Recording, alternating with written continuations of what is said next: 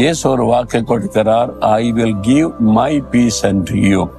சமாதானம் இன்னைக்கு மனிதன் தேடுகிற முக்கியமான ஒரு காரியம். நிம்மதி இல்லைங்க, சமாதானமே இல்லைங்க அப்படின்னா மனிதன் சமாதானத்தை தேடுகிறான். உங்களுக்கு சமாதானம் இருக்குதா? உள்ளத்துக்குள்ள நிம்மதி இருக்குதா? ஆத்ம அமைதி, அதான் டிவைன் பீஸ். இந்த சமாதானத்தை இயேசு கிறிஸ்து வாக்கு பண்ணுகிறார். அதுவும் இந்த உலகத்துல யாருமே சொல்லிராத ஒரு வார்த்தை, என்னுடைய சமாதானத்தை உங்களுக்கு தருகிறேன் என்பது. அதாவது அது ஒரு தேவ சமாதானம், தெய்வீக சமாதானம், இயேசு கிறிஸ்துவின் சமாதானம்.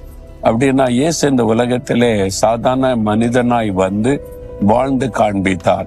அவருக்கு எத்தனை பிரச்சனை, போராட்டம், நிந்தை, அவமானம், பொய்யான குற்றச்சாட்டு, நெருக்கங்கள் எல்லாம் இருந்த போதிலும் அவருடைய சமாதானம் பாதிக்கப்படவே இல்லை.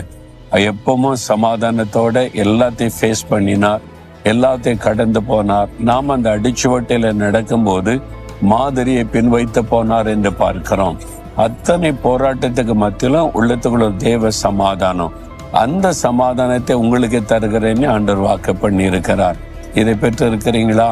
இந்த சமாதானத்தை நீங்க பெற்றுக்கொண்டா உங்க வாழ்க்கையில என்ன நடந்தாலும் உங்களுடைய சமாதானம் பாதிக்கப்படாது, உள்ளம் பாதிக்கப்படாது, எப்பவும் சந்தோஷமா நிம்மதியா இருப்பீங்க. இதை நமக்கு தருவதற்கு தான் இயேசு சிலுவையிலே தன்னை பலியாய் கொடுத்தார். கொலோசியர் 1:20 சொல்லுகிறது, இயேசு சிலுவையில சிந்தின ரத்தத்தின் மூலம் நமக்கு சமாதானத்தை உண்டு பண்ணினார்.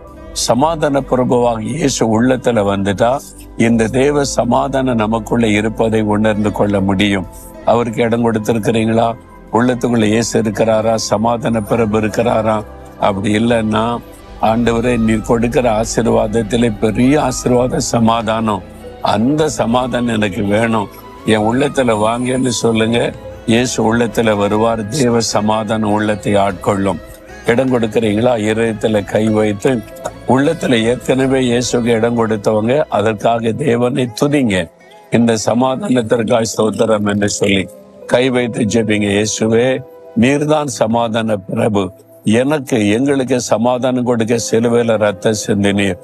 உம்முடைய தேவ சமாதானம் எங்கள் உள்ளத்தை நிரப்பட்டும். யார் யார் எனக்கு வேணும், நீர் வேணும்னு ஜெபிக்கிறாங்களோ அவனுடைய உள்ளத்தை நிரப்பும். தேவ சமாதானத்தினால் நிரப்பும். ஆண்டவரை எப்பொழுதும் ஒரு சமாதான ஆத்ம அமைதி உள்ளத்துல காணப்படட்டும். இன்றைக்கு சமாதான குறைவுகள் எல்லாம் உள்ளத்தை விட்டு விலகட்டும். இயேசுவின் நாமத்தில் ஜெபிக்கிறோம் பிதாவே. ஆமேன், ஆமேன்.